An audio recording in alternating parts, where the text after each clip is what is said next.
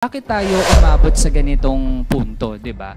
Na also cited by COA, Mr. Chair, yung pag-manage din mismo ng reserve fund ng PhilHealth na yung investment ng funds actually ay hindi na-consider yung estimated na 2-year projected program expenditures ng PhilHealth. Ibig sabihin, mas nauna na prioritize paano ba pagkakitaan yung reserve fund na meron siya kaysa tiyakin yung benefits para dun sa mga kababayan natin. Na parang baligtad, Mr. Chair, di ba?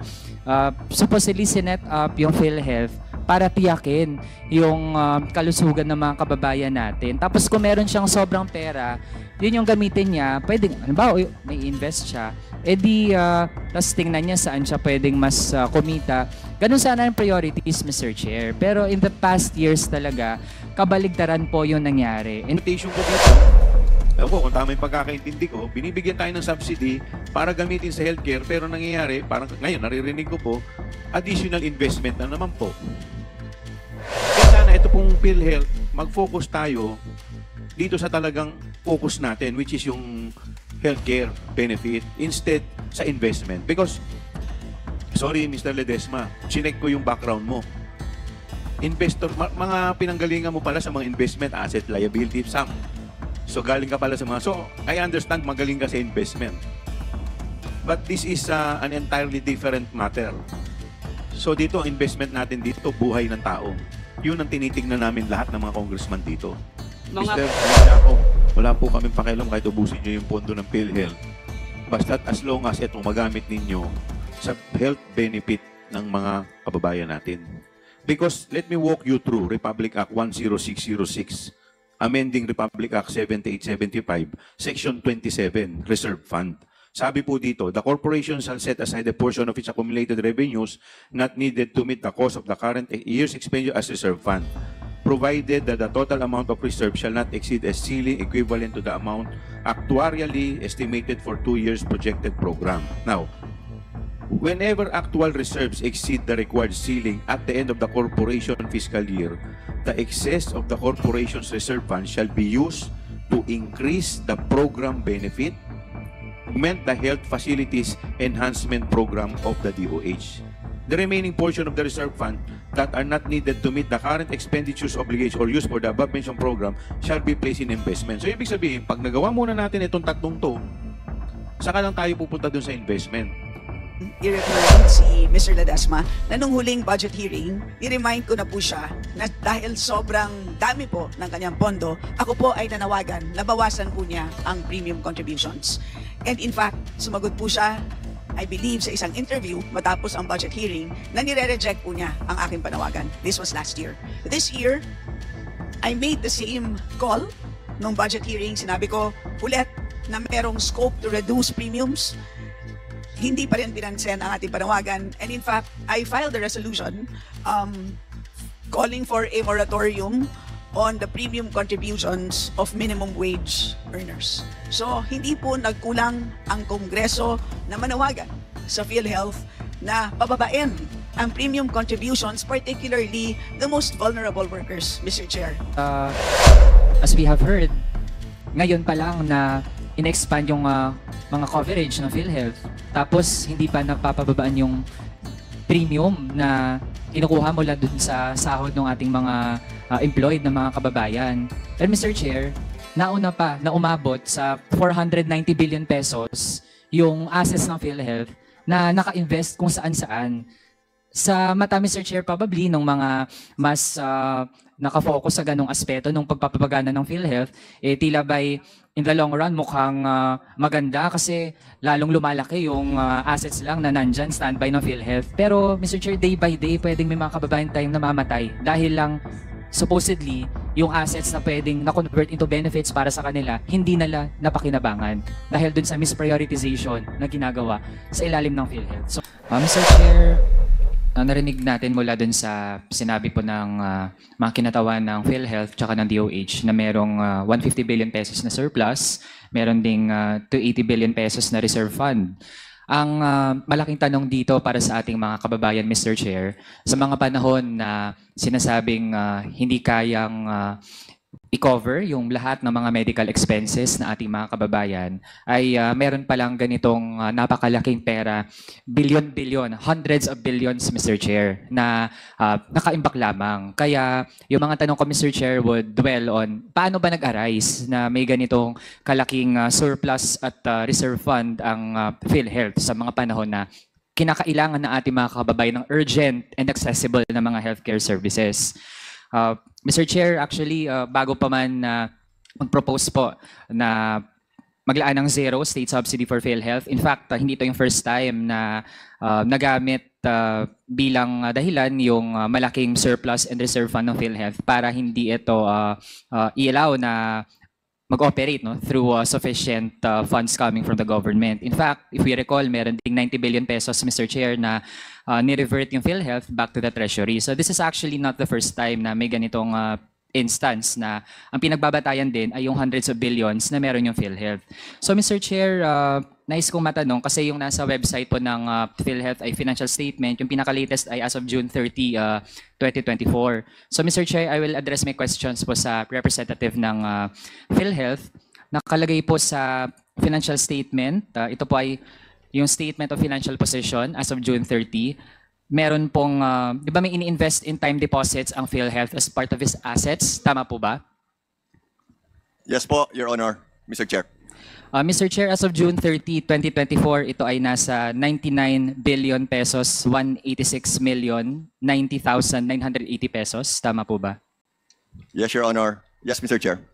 Mr. Chair, mari po bang maipaliwanag in simple terms, saan-saan po naka-invest itong tinatawag na investment in time deposits na umaabot ng actually nearly 100 billion pesos? Thank you. Mr. Chair, the funds are evenly distributed, almost evenly distributed sa Land Bank po at sa DBP po. Almost 50-50 po. Thank you, Mr. Chair. Mr. Chair, aside dun sa investment in time deposits, meron ding investment securities at amortized cost. Tama po ba? Yes po. And as of June 30, 2024, ito ay nasa 389 billion pesos or actually almost 390 billion pesos. Is the figure correct? As of June 30? Correct po. Broken down.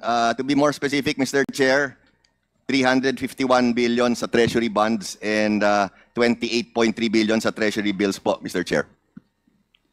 At merong natitirang 10 billion na investment din? Sa corporate bonds po, Mr. Chair. Yes po. Sige, Mr. Chair, isa-isahin po natin yung investment in government bonds. In layman's terms, ano po yung ibig sabihin nun? Sige po. With your permission, Mr. Chair, para mas mabilis, I'll pass you on to my finance guy ng PhilHealth, no? Finance Vice President sa PhilHealth. Thank you very much, Mr. Chair. Yes, the Chair would like to recognize Mr. Renato Limsiaco. Maraming salamat, Mr. Chair. For the corporate bonds of the corporation, as of June, we have 10.1 as mentioned.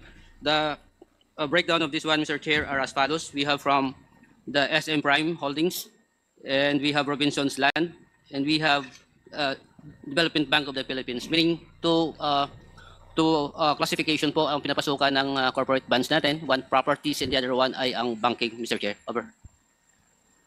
So, Mr. Chair, ibig sabihin merong out of the almost 390 billion pesos, di nakahati ito sa treasury bills, government bonds, tsaka corporate bonds. In layman's terms, di ba pag sinabi po nating bonds, ibig sabihin nag-invest, for po siya ng pagpapautang, tama po ba? Para mag-earn ng interest. Is that correct?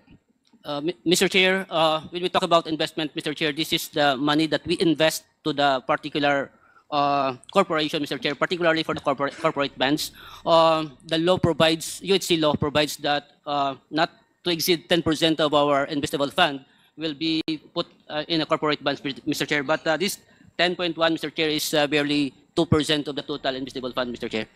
So, yung point natin, Mr. Chair, ibig sabihin yung PhilHealth, nag-invest siya, merong treasury bills. So, ibig sabihin, under din ito sa Bureau of Treasury. Tama po ba?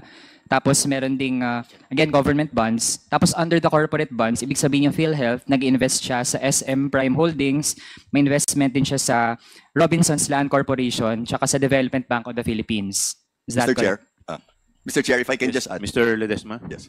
Thank you, Mr. Chair. I just wanted to add, honorable sir, that all of the investments of PhilHealth, it's very clear in the law that we are only allowed to invest in AAA corporate bonds, AAA bonds or better.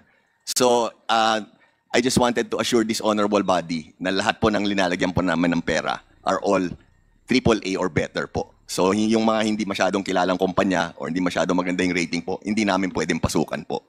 So, the funds that we are investing are very safe po. Kasi lahat po yan AAA. Maraming salamat, Mr. Chair. Yeah, that's noted, Mr. Chair. Nonetheless, for the purposes of awareness sa ating mga kababayan, mahalagang alam nila saan talaga ini-invest na yung perang nandyan at ang nagmamanage ay ang PhilHealth.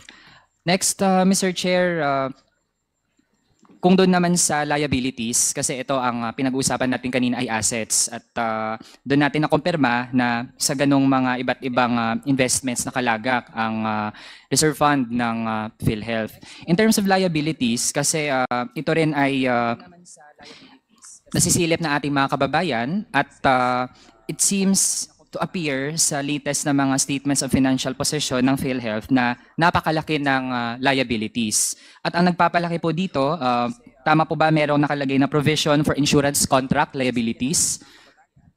At maaari po bang maipaliwanag, paano po na-compute itong insurance contract liabilities?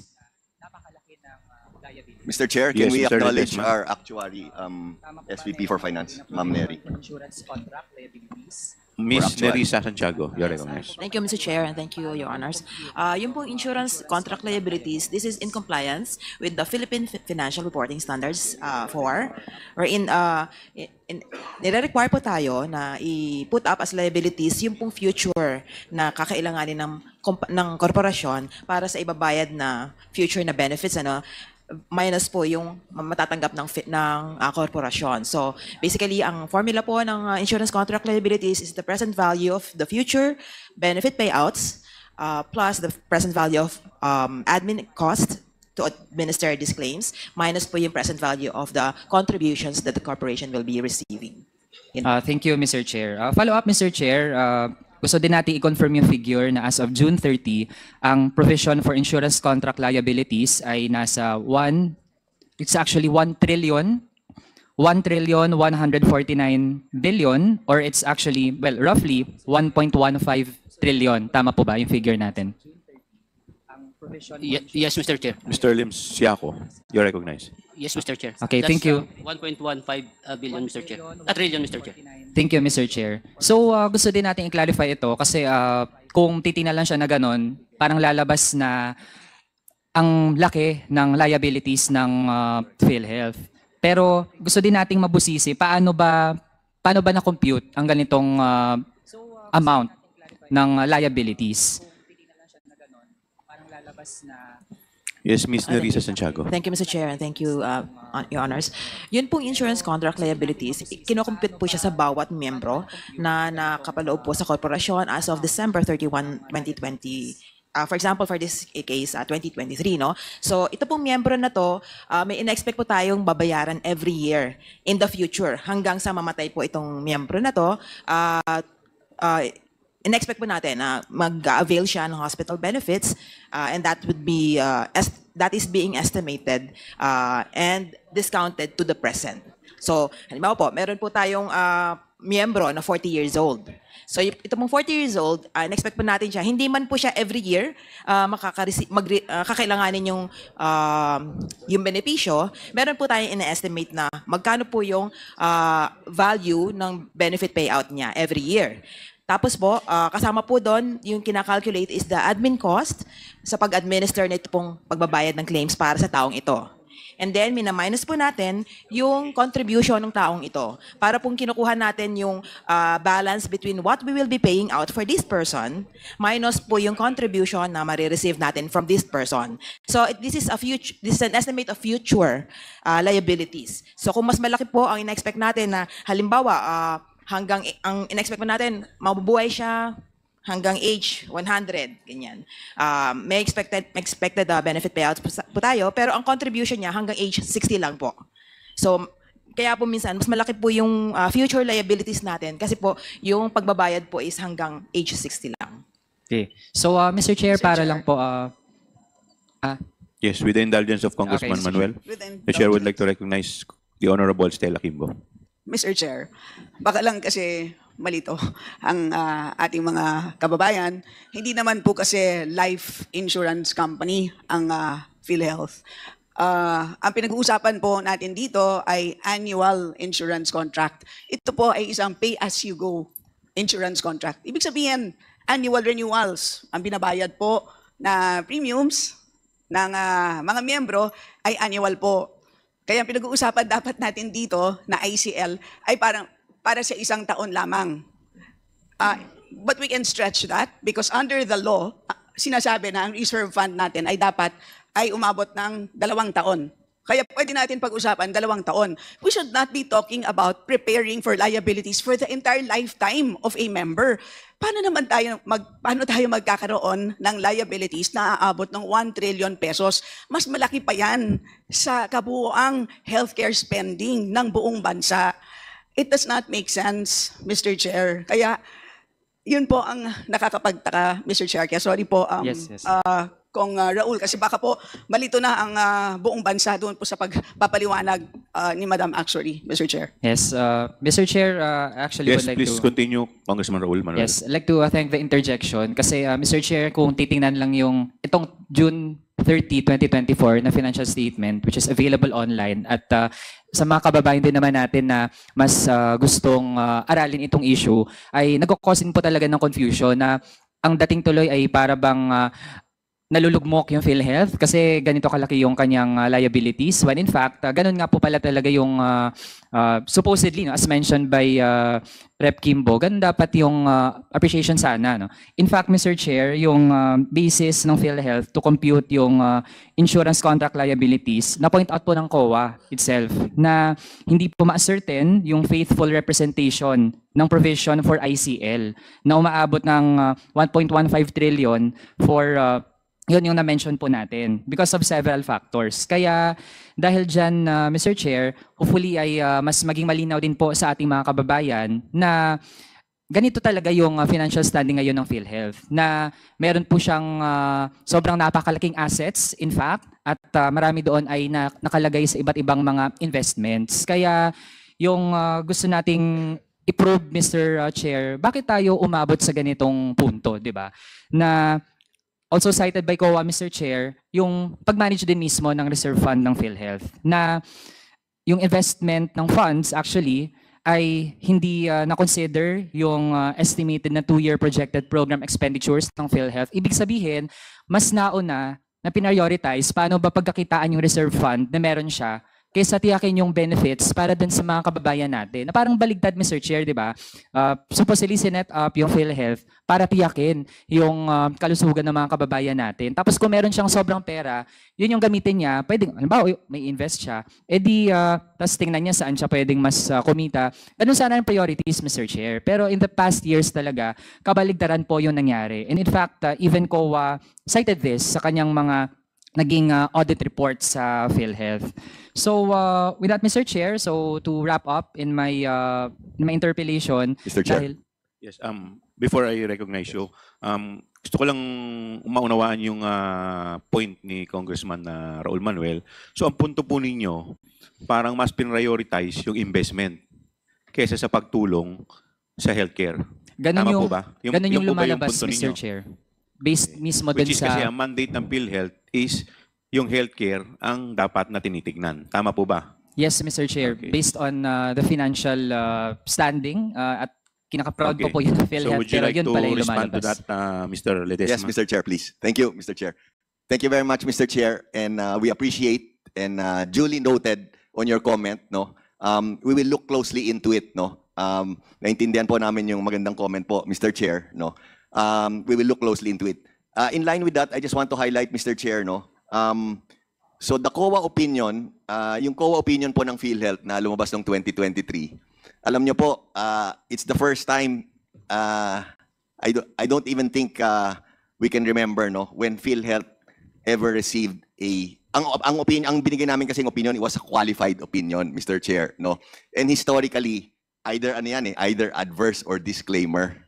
It was the first year this year, Mr. Chair, in 2023, I'm sorry, that we received a qualified opinion. I think, Mr. Chair, that's a testament to na talagang moving forward po ang PhilHealth. No? Malaking improvement sa amin yon. No?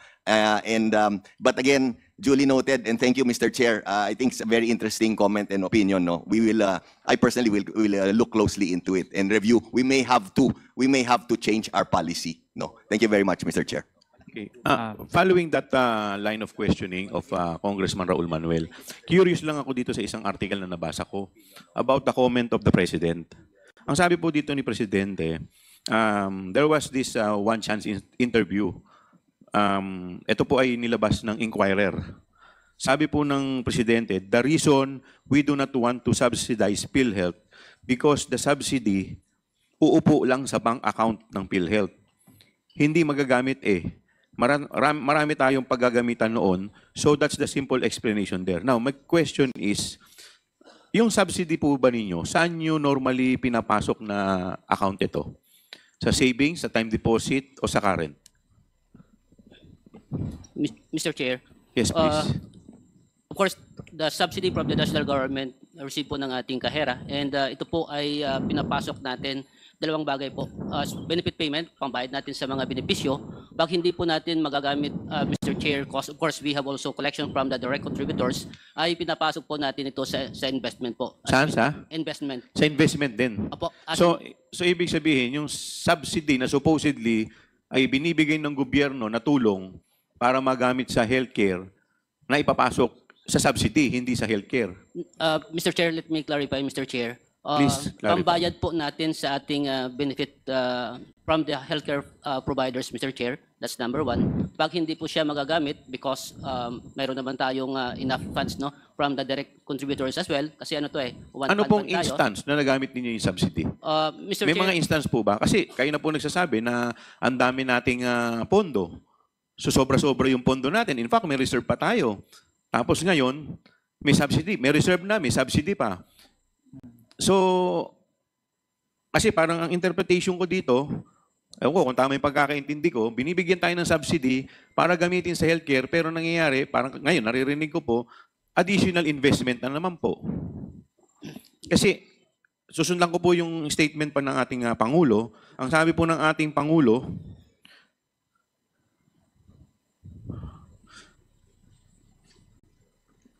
the current problem with PhilHealth is not its budget, nor its coverage, but its system that has been clogged due to its limited processing capacity. So baka mamaya, masyado tayo nakapokus doon sa investment aspect. Medyo hindi na natin, yung serbisyo natin dito sa healthcare, medyo hindi na natin naasikaso. Ito naman talaga ang primary. Ito, concern lang po ako because ako po meron po akong ka-tie up na dialysis sa district ko. So nung narinig ko po ito, kinabahan ako, baka mamaya tamaan yung mga tinutulungan natin mga pasyente, mga dialysis patient natin. But ngayon, naririnig ko po, parang puro investment yung naririnig ko, parang mali yata yung napasok. Yes, please. Mr. Chair, actually, thank you very much for that comment. Maganda po yung comment nyo. I'll try to answer your question best possible, no? And then I think Sir Net will also want to add, no? Alam nyo, Mr. Chair, ang pwede rin kasi nangyari doon, masyadong malakas yung collection ng premium contributions. In other words, overflowing or na-overstate yung collection ng premium contributions. Secondly, baka pwede rin ang plano namin gawin after the very good comments, Mr. Chair, of Kong Manuel, no? We are going to change our policy and focus more on benefit expansion, which we are currently doing, no? So, ang gagawin namin, well, number one, baka masyadong malakas nga yung overflowing yung premium contributions, diba? And then secondly, we will really focus, or we will continue to what we've been doing in the last 2 years on benefit expansion po, no? Yes, kasi alam mo, Mr. Ledesma, kami po kasi may sarili-sarili kami mga constituents. At number one po talaga sa problema ng constituents namin is healthcare. Yan talaga number one. Ang laking bagay po sa amin yung mga ini-endorse po namin sa DOH, yung mga guarantee letter. Ang laking bagay po niyan. With this PhilHealth, lalong dadagdag po sana yung tulong. Kaya sana, kasi for example, ma-confine ka sa heart center, ang bill mo, 1,000,000. Saan makukuha ng 1,000,000 yung mga constituents namin? Di ba? Kaya kami, sa totoo lang, kung kinakailangan namin lumuhod sa DOH para matulungan yung constituents namin, ginagawa namin eh. Kaya sana ito pong PhilHealth, mag-focus tayo dito sa talagang focus natin, which is yung healthcare benefit instead sa investment. Because, sorry Mr. Ledesma, chinek ko yung background mo. Investor, mga pinanggalingan mo pala sa mga investment, asset, liability, sum. So galing ka pala sa mga, so I understand magaling ka sa investment. But this is an entirely different matter. So dito, ang investment natin dito, buhay ng tao. Yun ang tinitingnan namin lahat ng mga congressman dito. The Chair would like to recognize Congressman Jir Bongalon. Thank you, Mr. Chair. Kanina, Mr. Chair, binabanggit ho ninyo na yung government subsidy na pupunta ho doon sa investment. Mr. Chair, can I make a quick comment to your point before? Very Sure, quick lang. sure, Sorry, Mr. Chair. Yes, please. Sorry lang, very quick lang, Mr. Chair. Again, I agree completely po with what you said, no? That's why I want to reiterate, we're focusing on benefit enhancements. Katulad po yung sinasabi nyo, yung 1 million, kunyari may heart issue. That's why we're focusing on benefit enhancements and we are being very aggressive. Like for example po, yung breast cancer, diba dati 100,000. Ngayon, nasa 1.4 million na. So ang ginagawa namin po, talagang nag-all out kami doon. So at least, yung out of pocket, diba? Yung out of pocket ng mga taong bayan, or kasi we understand and we hear you loud and clear po, talagang walang pera yung mga, lalo na yung mga indigents, diba? So that's where we're really focused on, no? And talagang hindi kami po titigil yun. Just wanted to highlight that po. Thank you very much po. Again, thank Congressman you, Mr. Jin. Chair. This is just a clarification, Mr. Chair, because you have mentioned a while ago na yung government subsidy na pupunta lamang sa investment. Clarification lang sapagkat sa 2023 GAA, ang budget ng PhilHealth ay 100 billion. At ang 80 billion doon supposed to be should cater to the indirect contributors. So bakit nyo ini-invest yung subsidy ng government na supposedly yung 80 billion or certain percentage of that budget must cater to the indirect contributors. Same with the 2024 GAA. Ang budget ng PhilHealth is 60 billion. 40 billion doon ay para sa indirect contributions. So, hindi yun natin maintindihan bakit napupunta lahat sa investment, which is supposed to be, you are here to expand the healthcare benefits of the member contributors. Now, ang question ko lang, Mr. Chair, with the excess funds, which you can utilize for the expansion of the healthcare benefits, would that also can cater to the indirect contributors? Pwede mo nyo ba i-cater pa yun? Instead, even if without the subsidy from the government, you have so many excess funds eh. Mr. Chair. Please, Mr. Lim Siaco. Maraming salamat, Mr. Chair. Mr. Chair, for the year 2024 na lang, Mr. Chair. 2024, this is already benefit payment. When you say benefit payment, lumabas na pera from PhilHealth, Mr. Chair. September financial report. Our benefit payment is 117.6 billion. And Mr. Chair, for the direct broken down into two, ibig sabihin saan nanggagaling yung binayad natin ng mga sectors sa membership. 55.2 billion ay from the direct. In other words, these are the paying members, Mr. Chair. And indirect, meaning these are the members, indigent, senior citizens, which are to be funded by the national government. Our benefit payout or benefit payment, Mr. Chair, is amounting to 62.4 billion pesos. Meaning, Mr. Chair, as I mentioned kanina, pumapasok yung pera sa atin, isang one-fund concept siya, Mr. Chair. And ito naman, ang utilization ng pondong ito. Sinasabi ko, as benefit payment, ito na po, lumalabas na yung pondo ngayon. As in, lumalabas na po siya. Even year 2023, lumabas po yung pondo. And for year 2023, Mr. Chair, for the indirect, total lumabas na pera ay 58.3 billion pesos, Mr. Chair. 58.3 billion. In other words, Mr. Chair, as I mentioned kanina, pumapasok siya sa kaban ng PhilHealth and binabayad natin sa benefit payout. Pag hindi natin magagamit dahil sa mayroon tayong exist na pondo from the direct and indirect, pinapasok na natin sa investment. Meaning, whatever amount na hindi natin magagasta, Mr. Chair, ay pinapasok natin sa investment to earn something interest, Mr. Chair, para hindi masayang yung pondo na ito. But, Mr. Chair, for the information of everyone and our constituents, Mr. Chair, year 2024, benefit payout amounting to, as of December 6 na ito, Mr. Chair, from cash position report, 155.5 billion already na ilabas ng PhilHealth. Compared to last year na whole year, 118 billion pesos only. So in other words, Mr. Limsiaco, wala po kaming pakialam kahit ubusin nyo yung pondo ng PhilHealth.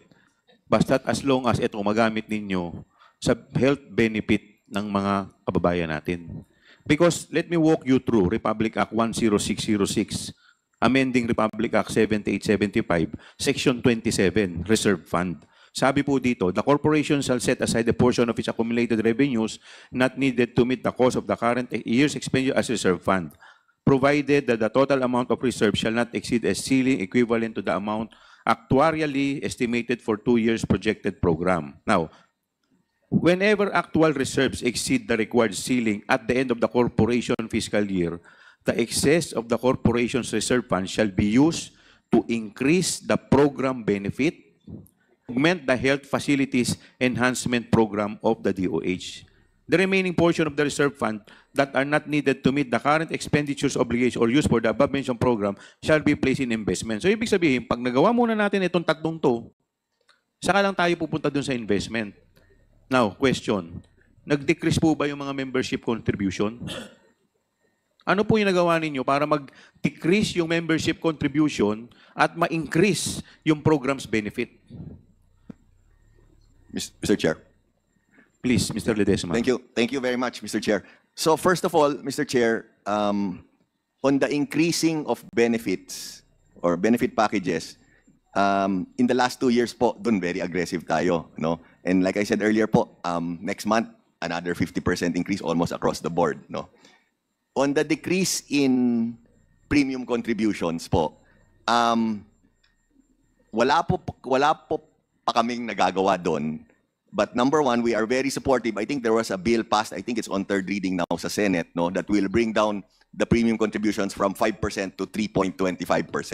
We are fully supporting that po, no. So to answer your question po, we haven't done anything yet to bring down the premium contributions kasi that's by law, but we are supporting the reduction of the premium contributions. And at the same time, we are aggressively expanding po the benefit maybe you should change your focus. Instead of your focus in investment, dapat dito po tayo. Yes. Ha? Yes, Okay. definitely po. Noted po. Yes Thank po. you. Mr. Chair.